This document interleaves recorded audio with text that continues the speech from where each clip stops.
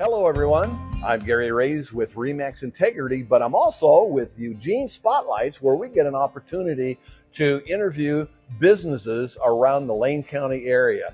And I'm fortunate to be able to introduce Jim Purcell, and he's with Lost in Time Restorations, and his twin brother, this is Gordon.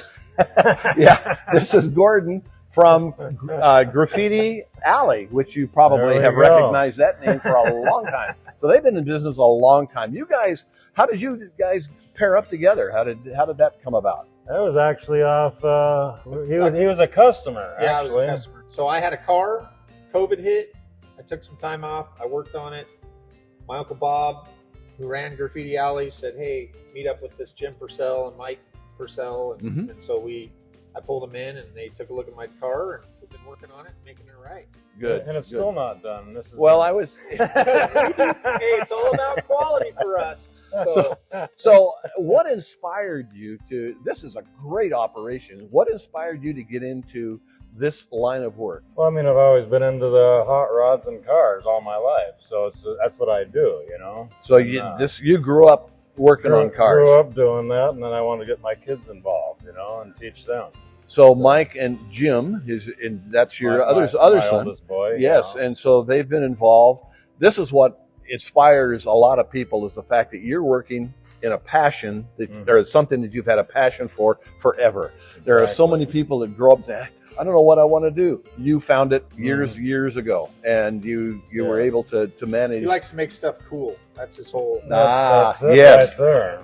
So I want you to walk us through your restoration process. Chuck Wagon or Pete Moss or any of those guys, they come in here with a car, and you're going to evaluate and talk to the client and find out exactly what they want. Is it going to be a dress it up, or is it going to be a fix it up? What type? You do both? Are you a mechanic as well? We do the full meal deal, everything, you know, here in-house. Okay. And like this Fairlane right here, this one was just brought in just to do all mechanical and suspension work and motor, you know. Okay. The paint and interior was already done.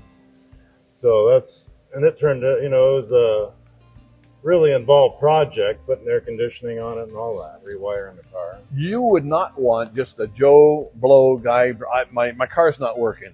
That's not the kind of customer. No. You want a specific customer that wants to, it's probably going to be an older car as opposed to... That's mainly what we focus on. Right. Yeah. And in today's world, with all the electronics in a car, it's got to be not good. And we're not we're not electronic guys.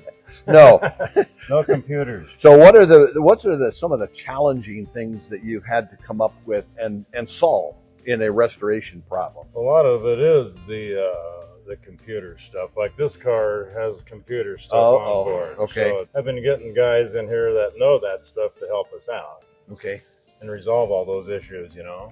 What would be an issue for the customer? Obviously, the customers that have come into this particular scenario are the type of customers that have enough money to afford to get it done correctly. Because you're like one of the very few out there that can do this. No. Am I correct on that? There's a few shops around town, you know, good shops. But we're just fortunate enough, you know, that people get word of mouth on us that we're upfront, honest, detail oriented, and we want it right, you know. That's how we've grown. So what I've heard, detail oriented.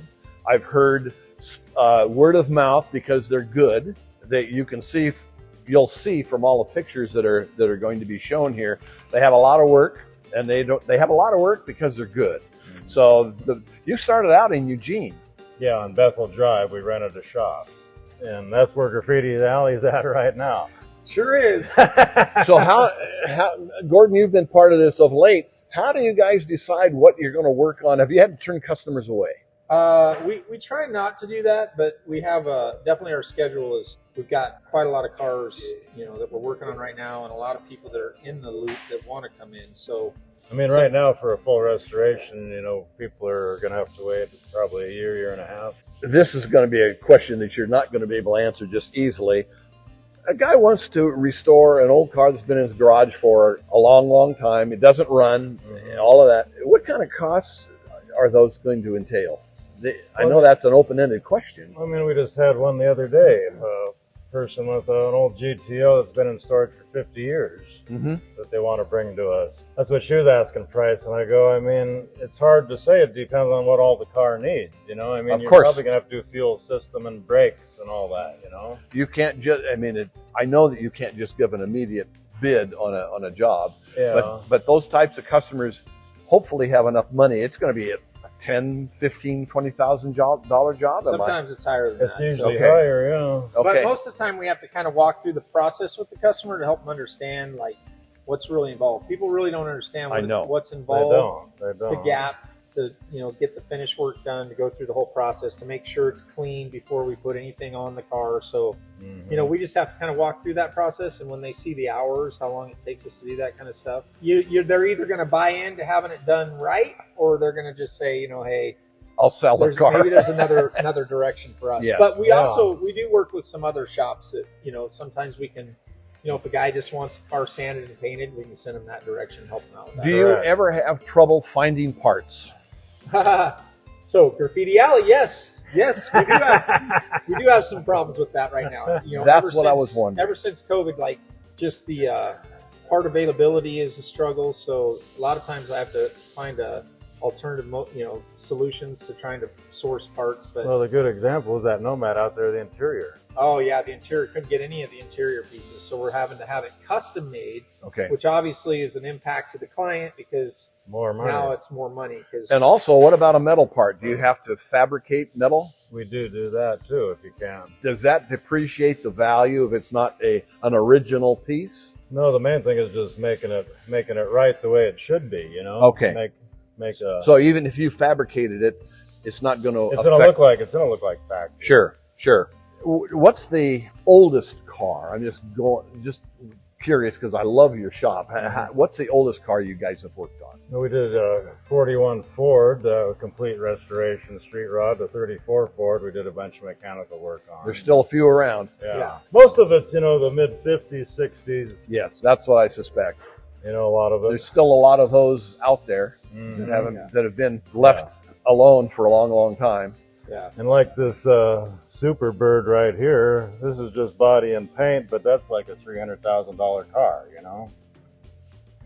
And we're actually doing that for another shop. Okay. He has a Mopar shop, and we're just doing the body and paint for him. He's brought quite a few cars to us. Mm-hmm.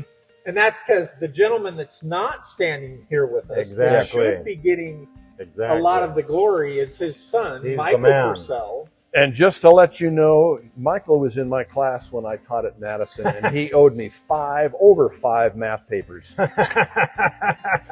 Great kid. Yeah. But his love, this is the thing that I'm impressed with. You'd followed your passion, and your sons also garnered that passion, which is unusual. Yeah.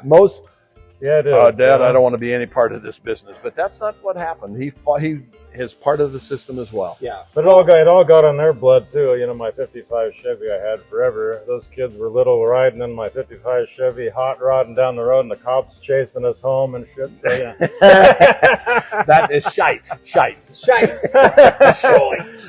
What's next for you guys? Are you going to grow, or is this as big as you want to be? No, I mean, I think we just want to keep it about where we're at here, just kind of more low key. I mean, it got bigger than what we were expecting anyway, Yeah, because it's more for us. It's the quality of the product that comes out of the here quality. than it is the quantity. So, we try to get the customers that want their cars done right, and then we work with them. And and if you get too many and you get too many bodies, so that's the thing with Michael. Yes, is that he pays attention to what's going on. Like if I step in and start blocking something, I'm not doing it right. He'll slap your hands. He steps in, he makes it right. But the kid lays the flattest paint you'll ever find. I mean, he's an unbelievable painter. He's getting a name for himself. Well, then that's the beauty of what you've been able to hand down. He has learned a craft that's never going to go away. Yeah, and he's a good dancer.